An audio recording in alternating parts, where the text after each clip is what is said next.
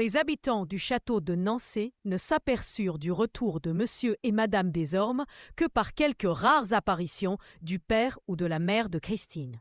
Monsieur Desormes confirma la défense qu'avait faite sa femme à Christine de venir au château. Ta mère a toujours du monde. Elle craint que tu ne t'ennuies, que tu ne déranges tes heures de travail. Et puis, il faudrait venir te chercher, te ramener. Ce qui serait difficile avec tous ces messieurs et dames qu'il faut promener et voiturer. Puisque monsieur de Nancy a la bonté de te garder chez lui, nous sommes bien tranquilles sur ton compte. Et je suis convaincue que tu n'es pas fâché de cet arrangement. Christine, du tout, papa. Au contraire, je suis si heureuse avec ce bon monsieur de Nancy et mon ami François. Monsieur Desormes. Allons, tant mieux, ma fille, tant mieux. J'espère que tu aimes monsieur de Nancy, que tu es aimable pour lui. Christine, je l'aime de tout mon cœur, papa, et je le lui témoigne tant que je peux. Je voulais même l'appeler papa ou mon père, mais il n'a pas voulu. Il croit que cela vous fera de la peine. Monsieur Desormes, pas le moins du monde. Appelle-le comme tu voudras. Christine, merci, papa, merci. Je le lui dirai. Vous êtes bien bon. Je vous remercie bien. Monsieur Desormes, je suis bien aise de te faire plaisir, Christine, et que tu me le dises. Adieu, ma fille. Je viendrai te voir souvent, mais pas de visite chez nous. Ta mère m'a chargé de te le rappeler. Christine, soyez tranquille, papa, je ne viendrai pas. Monsieur Desormes, à propos, as-tu su que ton oncle et ta tante de Sémiane étaient en Italie pour quelques années? Christine, non, papa. Je croyais qu'ils reviendraient passer l'été à Sémiane. Monsieur Desormes, ils sont allés en Suisse, puis en Italie, pour la santé de ta tante qui souffre de la poitrine. Adieu, Christine. Bien des amitiés à monsieur de Nancy. À peine monsieur Desormes fut-il parti que Christine s'élança vers l'appartement de monsieur de Nancy. Elle entra comme un ouragan. « Papa! Mon père! Je peux vous appeler comme je le voudrais. Papa me l'a permis. »« Christine, Christine, dit monsieur de Nancy en hochant la tête. Tu as eu tort de le lui demander. Je t'ai déjà dit que ce n'était pas bien. »« Christine, avec affection. Pas bien? Pourquoi? Ne faites-vous pas pour moi ce que vous feriez si j'étais votre fille? Ne me traitez-vous pas comme si j'étais votre fille? Ne m'aimez-vous pas comme une vraie fille, comme une vraie sœur de François? Ne croyez-vous pas que je vous aime comme un vrai père? Pourquoi donc m'obliger à vous parler comme à un étranger, à vous appeler monsieur?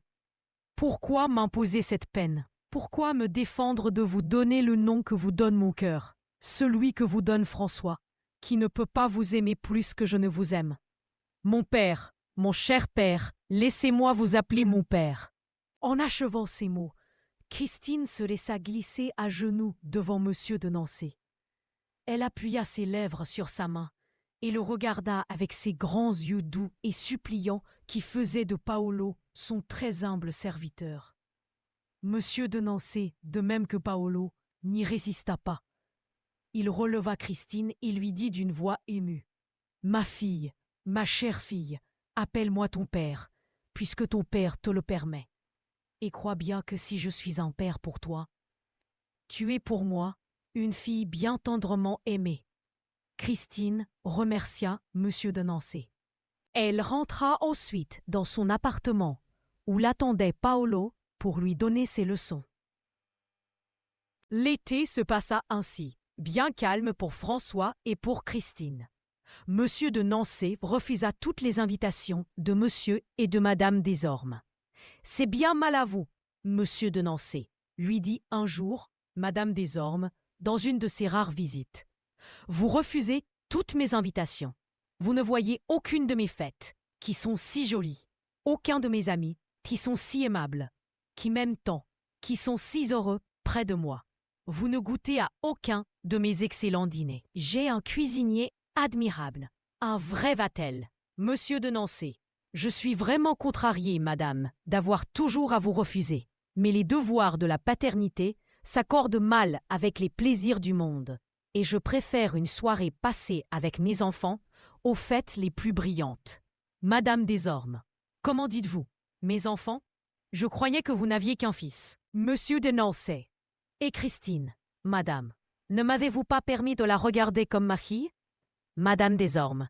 Christine, vous avez la bonté de vous en occuper vous-même? Vous ne la laissez pas à sa bonne? Monsieur de Nancy. Non, madame. Je croirais manquer à la confiance que vous avez bien voulu me témoigner en me la donnant. Car vous me l'avez bien donnée, n'est-il pas vrai, Madame Desormes, riant? Oui, oui. Gardez-la tant que vous voudrez. Mais où est-elle? Je suis venu pour la voir. Monsieur de Nancy. Je vais la faire descendre, madame. Elle prend sa leçon de musique avec Paolo. Monsieur de Nancy sonna. Faites venir mademoiselle Christine, dit-il au domestique. Madame Desormes, à propos de Paolo, il y a longtemps que je ne l'ai vu. J'ai besoin de lui pour une décoration de théâtre. Nous allons jouer la Belle au bois dormant. C'est moi qui fais la belle. Tous ces messieurs ont déclaré que personne ne remplirait ce rôle mieux que moi. Ces dames étaient furieuses. Mais ils ont dit que les bras étaient très en évidence, car je serais dans un fauteuil, les bras pendants. On dit que j'ai de très beaux bras. Comment trouvez-vous mes bras? Monsieur de Nancy, froidement. Probablement très beau, madame, mais je ne m'y connais pas. Mon père, vous me demandez? S'écria Christine, qui arrivait en courant, le croyant seul. Ah! Christine venait d'apercevoir sa mère, que les dernières paroles de Monsieur de Nancy avaient mise de mauvaise humeur. Madame Desormes. À qui parlez-vous si haut, Christine? Croyez-vous entrer dans une écurie? Christine. Pardon, maman. On m'avait dit que Monsieur de Nancy me demandait. Je le croyais seul. Madame Desormes. Et pourquoi l'appelez-vous votre père? Christine. Maman, papa m'a permis d'appeler Monsieur de Nancy mon père, parce qu'il est si bon pour moi. Madame Desormes. Ah ah ah! La bonne idée! Dieu, que c'est bête à Monsieur Desormes! Monsieur de Nancy s'aperçut que les choses allaient tourner mal pour la pauvre Christine interdite, et il crut devoir intervenir. Monsieur de Nancy. Christine est d'une reconnaissance excessive du peu que je fais pour elle, madame. Elle croit la mieux témoigner en m'appelant son père. Comment pourrais-je oublier qu'elle est votre fille, qu'elle me vient de vous, qu'en m'occupant d'elle, c'est à vous que je rends service, qu'elle est pour moi un souvenir perpétuel de vous. Madame Desormes, enchantée, serra la main de Monsieur de Nancy, baisa Christine au front. Tu as bien raison, Christine. Aime-le bien, et appelle-le ton père, car il est 100 fois meilleur que ton vrai père. Au revoir, cher Monsieur de Nancy. Je viendrai très souvent vous voir. Et ne craignez pas que je vous enlève Christine. Non, non, puisque vous y tenez, gardez-la en souvenir de moi. Adieu, mon ami. Monsieur de Nancy la salua profondément et la reconduisit jusqu'à sa voiture. Elle y était déjà montée et Monsieur de Nancy s'en croyait débarrassé lorsqu'elle sauta à terre et remonta le perron. « Et Paolo que j'oublie. Christine, va me le chercher. Dieu, qu'elle est grande, cette fille, dit Madame Desormes, en la regardant courir pour exécuter l'ordre de sa mère. C'est vraiment ridicule d'avoir une fille si grande pour son âge. Elle est encore grandie depuis mon retour. Ne craignez-vous pas, cher Monsieur de Nancy, en la laissant vous appeler son père, qu'elle ne vous vieillisse terriblement? Je ne crains rien dans ce genre, répondit Monsieur de Nancy en souriant. François a 14 ans, et je ne cherche pas à me rajeunir. Madame Desormes, vous avez l'air si jeune. Quel âge avez-vous? Monsieur de Nancy, j'ai 40 ans, madame. Madame Desormes, 40 ans! Dieu, quelle horreur! J'espère bien n'avoir jamais 40 ans. Il est vrai que j'en suis loin. J'ai à peine 23 ans. Monsieur de Nancy ne put réprimer entièrement un sourire moqueur. Madame Desormes, vous ne le croyez pas? C'est à cause de cette ridicule taille de Christine, à laquelle on donnerait 10 ans, en vérité? Et c'est à peine si elle en a 8. Je me suis mariée à 15 ans. De Nancy ne pouvait répliquer sans dire une impertinence. Il se tut. « Maman !» dit Christine qui revenait tout essoufflée. « Je ne trouve pas Monsieur Paolo. Il est sans doute parti, ne vous sachant pas ici. » Madame Desormes, que c'est ennuyeux! Comment ne lui a-t-on pas dit que j'étais là? Ce bon Paolo, il est si heureux quand il me voit. Envoyez-le-moi demain, mon cher Monsieur de Nancy. Adieu, à bientôt. Elle monta dans son poney-duc et partit en envoyant des baisers avec ses doigts épatés qu'elle croyait effiler. « C'est ennuyeux que Paolo soit parti, dit Christine. Je n'avais pas fini ma leçon de piano et je n'ai pas encore eu ma leçon d'histoire. Monsieur de Nancé, il reviendra peut-être, mon enfant. Et s'il rentre trop tard, tu viendras chez moi, je te donnerai ta leçon d'histoire. » Christine. Oh, merci, mon père. J'aime tant quand c'est vous qui me donnez mes leçons. Mais dites-moi, mon père, est-ce vrai que vous ne me soignez que pour maman et que vous ne m'aimez qu'en souvenir d'elle? De Nancé. Ma pauvre petite, je te soigne pour toi, je ne t'aime que pour toi. Ce que j'en ai dit à ta maman, c'était pour adoucir sa mauvaise humeur, pour détourner son intention du reproche qu'elle t'adressait, et de crainte que ta grande tendresse pour nous ne lui donnât la pensée de te faire revenir chez elle. Tu juges quel chagrin c'eût été pour moi, pour François et pour toi-même. Christine, je crois que j'en serais morte, vous quitter, rentrer là-bas, après avoir été heureuse et aimée ici, vous savoir dans le chagrin, vous et François. Mon Dieu, oui, j'en serais morte. Psst, psst, est-elle partie? Dit une voix qui semblait venir du ciel. Monsieur de Nancé et Christine levèrent la tête et virent apparaître à une lucarne du grenier la tête de Paolo, inquiet et alarmé. Monsieur de Nancé, vous voilà. Que faites-vous donc là-haut? Je vous croyais sorti. Paolo. Attendez, Paolo, une minute, signor. Je descends. 2 minutes après, Paolo apparut. Il paraissait content, mais encore un peu inquiet. Je me suis sauvé. J'avais peur que la signora ne me poursuivît. J'ai couru au grenier, et comme je n'entendais plus rien, j'ai regardé et je suis venu. Monsieur de Nancé, vous n'avez pas gagné grand-chose, car je suis chargé de vous envoyer demain chez Madame Desormes. Paolo fit une mine allongée qui fit rire Monsieur de Nancé, mais il fit signe à Paolo de se taire à cause de Christine. À présent, mon ami, allez continuer les leçons de ma petite Christine. Finissez votre temps de galère. Oh Dio, quelle galère! Avec une si charmante signora, si douce, si obéissante, si intelligente, si... Monsieur de Nancé, riant. Assez, assez mon cher, assez. Vous allez donner de l'orgueil à ma fille. Christine. À moi, mon père? De l'orgueil? Et de quoi? Que fais-je, moi, que suivre vos conseils et ceux du bon Paolo? C'est vous et lui qui devez avoir de l'orgueil, si je fais bien. Vous surtout, mon père. Vous qui m'apprenez à être ce que dit Paolo, douce et obéissante, et à demander au bon Dieu de me rendre bonne et pieuse comme François. Voyez, voyez, signor, quel enzé que cet enfant! S'écria Paolo en joignant les mains et en s'élançant ensuite sur Christine, que dans son admiration, il enleva de 6 pieds et qu'il remit à terre avant qu'elle eût le temps de pousser un cri de frayeur. « Vous m'avez fait peur, Paolo, » lui dit Christine d'un air de reproche. « Pardon, signorina, pardon, » dit Paolo confus. C'était la joie, l'admiration. Et il rentra un peu honteux, précédé de Monsieur de Nancé et de Christine.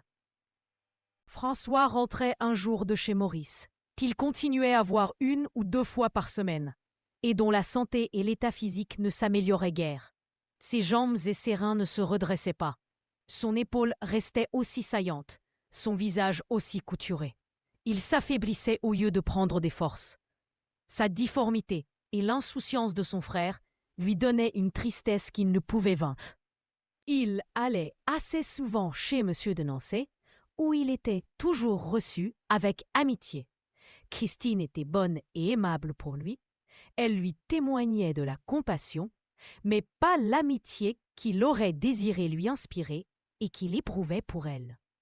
Plusieurs fois, il lui représenta qu'il avait les mêmes droits que François à son affection, puisqu'il était infirme et malheureux comme lui. « François n'est pas malheureux, » répondit Christine. « Il a eu du courage, il s'est résigné. D'ailleurs, Christine se tut. Maurice. D'ailleurs quoi, Christine? Parlez, Christine. Non, j'aime mieux me taire. Seulement personne ne pourra faire pour moi ce qu'ont fait Monsieur de Nancé et François, je vous l'ai déjà dit. Et je vous ai dit aussi que je ferai ce que je pourrai pour vous témoigner la compassion et l'intérêt que vous m'inspirez. » Maurice recommençait son exhortation.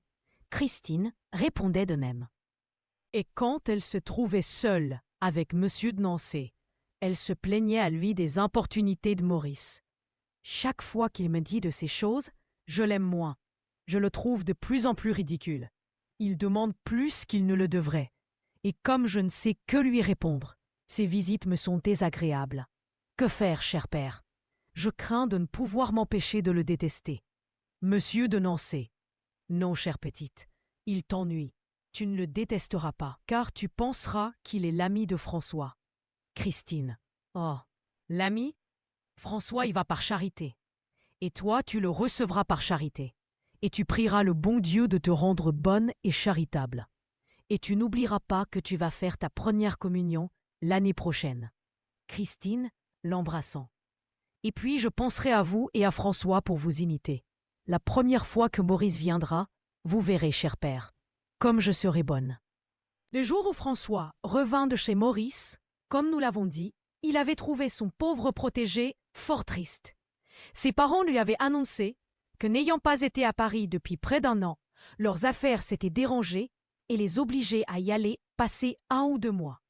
Que de plus, leur père était assez gravement malade et les demandait, qu'il fallait s'apprêter à partir sous peu de jours, et qu'Adolphe entrerait au collège dès leur arrivée à Paris. Alors, dit Maurice, j'ai supplié maman de me laisser ici et de ne pas m'exposer à la honte, aux humiliations pénibles que je subirais à Paris. Maman, inquiète de ma santé, ne veut pas me quitter. Et pourtant, elle est obligée d'aller à Paris pour ses affaires et pour mon grand-père. Il faut donc que je me laisse emmener, que je subisse toutes les peines que je prévois. Si papa pouvait y aller seul, je m'y résignerais encore. Et quant à Adolphe, je comprends bien qu'ici, il ne travaille pas. Il perd son temps et il a besoin d'aller au collège. Mais, maman partant, il faut que je parte aussi. Quel chagrin pour moi de quitter la campagne et ma vie calme et retirée. Maman, me voyant si malheureux de ce voyage, m'a dit qu'elle ferait le sacrifice que je lui demandais, qu'elle me laisserait ici et qu'elle se séparerait d'avec moi si nous avions dans le voisinage un parent ou un ami intime qui voulut bien me recevoir chez lui pendant 1 mois ou 2, et encore à la condition que moi ou le médecin, nous lui écrivions tous les jours pour la rassurer sur ma santé. C'est vrai que je suis malade, plus malade même qu'elle ne le croit, car je vous cache la plus grande partie de mes souffrances pour ne pas l'inquiéter davantage. Ce fatal voyage me tuera. Et par malheur, nous n'avons dans le voisinage aucun parent, aucun ami qui puisse me recueillir. Oh, François, que je suis malheureux! François, ne trouvant aucune parole pour consoler le pauvre Maurice, pleura avec lui et l'engagea à recourir à Dieu et à la Sainte Vierge. Il lui promit de lui écrire souvent. Il chercha à le rassurer sur sa santé, sur les terreurs que lui causait son séjour à Paris, et le laissa un peu moins abattu, mais bien malheureux encore. François vint raconter à son père et à Christine le nouveau et vif chagrin du pauvre Maurice. « Pauvre garçon! Pauvre Maurice !» dit Christine. « Que pouvons-nous faire pour le consoler dans sa douleur? Monsieur de Nancy, ses chagrins sont malheureusement de nature à ne pouvoir être effacés, mais nous pouvons les adoucir en redoublant de soins et d'affection jusqu'à son départ. Demain, François pourra y retourner et nous l'accompagnerons.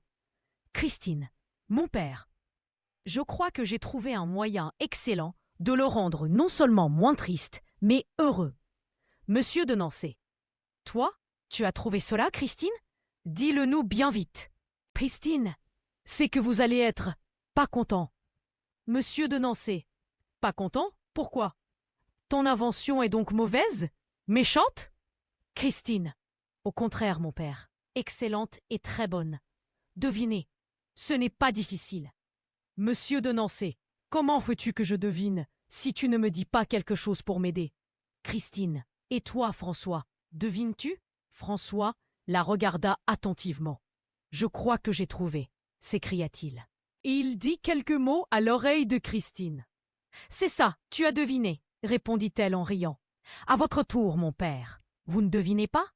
Monsieur de Nancy. Je crois que je devine aussi. Tu veux que je lui propose? Christine.